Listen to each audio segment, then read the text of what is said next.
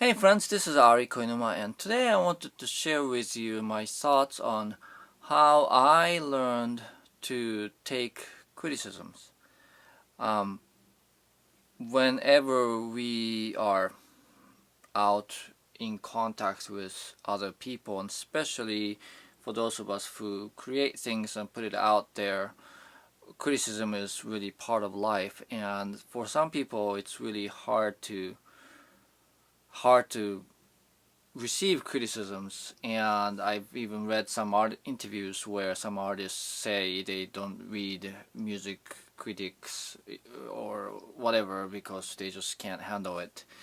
And I can see that point of view, but I feel like if you have a few things in mind, you can learn to just really actually make good use of people's criticisms and to actually to live with it, to learn to be able to accept it and not feel like you're trying to avoid all these negative forces from your sphere kind of thing. So, first thing is consider the source of the criticism. If the person who's saying it, you have to think about that person's sensibility and where he or she is coming from. Like, for example, I create rock music. My mom is not into rock music.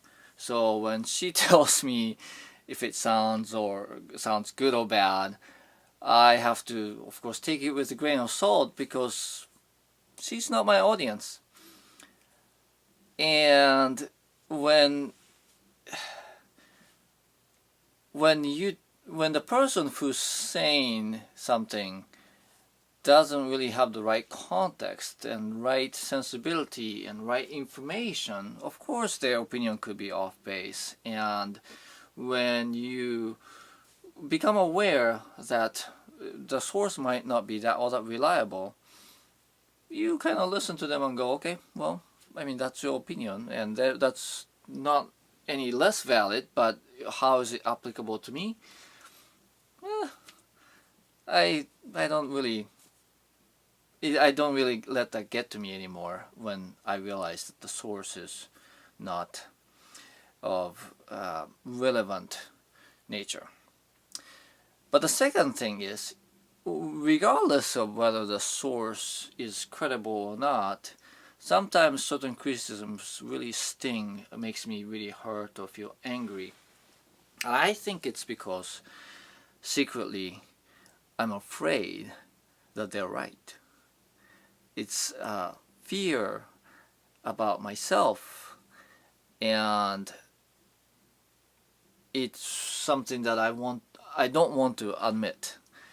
And when somebody points it out, then I have these reactions that are kind of strong and defensive. Like, for example, if somebody accused me of being a sexist, I'm like, the first reaction I would think is, well, that's kind of absurd. I admire my mom, I admire my wife, I admire my daughter. These are three amazing women in my life. Sexist? It doesn't really ring a bell to me. I mean, of course, you may have a different opinion and you're welcome to tell me that.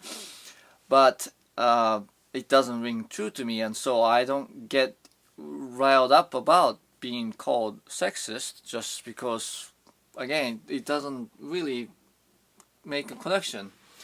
But if somebody is to say to me, "Well, Ari, you don't sing very well," well, now that one hurts because I'm afraid that might be true, right?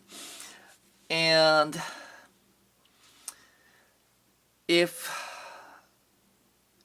you have those kind of emotional reactions, it's time to take a hard, honest look at yourself and go, all right, so there is an ounce of truth in what I'm hearing, and it is to my best interest to acknowledge that, swallow my pride, but accept that, I might have to agree with that opinion. And then here is the third thing. The once I identify that there is truth in their critique or criticism, there's a decision about, well, okay, so what am I going to do about it, right? And if I feel that, for example, about my singing, if my singing, really needs to be improved, of course, then I will have to say, well, I think you're right. I need to work on my singing.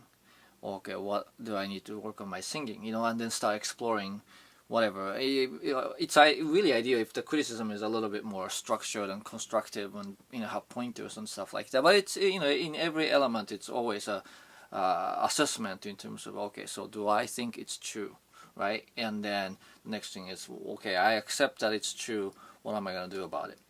There are sometimes, like with my songs, people say, like, sometimes people might say, okay, your songs are too long, right?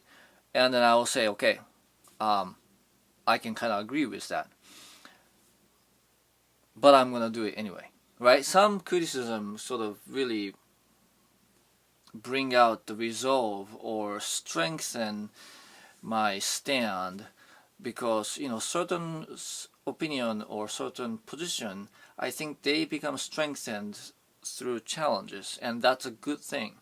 If you feel that you received an opinion that you think is true, but that inspire you to defy it, that means that you just hit upon something that you feel actually strongly about.